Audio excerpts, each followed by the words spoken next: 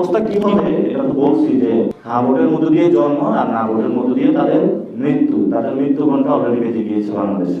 জিয়াউর রহমানকে বলা হয় বহুদলীয় গণতন্ত্রের প্রবক্তা, কিন্তু বিএনপি যেটা করতে চাচ্ছে সেটা তো একদলীয় গণতন্ত্র বাংলাদেশে তারা কায়েম করতে চাচ্ছে। গণতন্ত্রের কথা বলছে, কিন্তু এটা শুধু জিয়া ফ্যামিলির গণতন্ত্র। আমরা তো এমন গণতন্ত্র বাংলাদেশে চাই না।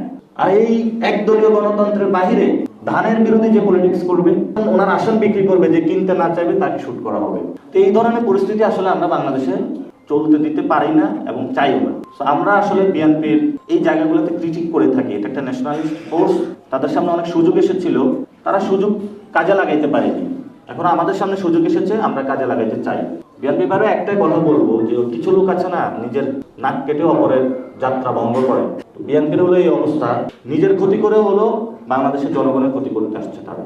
বিএনপির অবস্থা কি হবে এটা তো বলছি যে হ্যাঁ ভোটের মধ্য দিয়ে জন্ম আর না ভোটের মধ্য দিয়ে তাদের মৃত্যু ঘন্টা অলরেডি বেজে গিয়েছে বাংলাদেশে।